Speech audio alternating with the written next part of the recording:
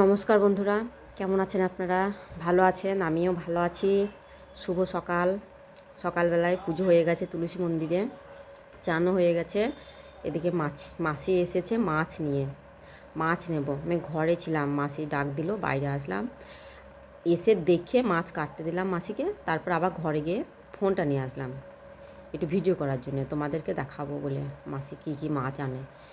মাসি মাছ এনেছে, এদিকে আমাকে চারাপোনা কেটে দিয়েছে, কাতলা কাটা হয়ে গেছে। আর বাটা মাছ কাটছে মাসি, দেখো মন দিয়ে মাছ কাটছে।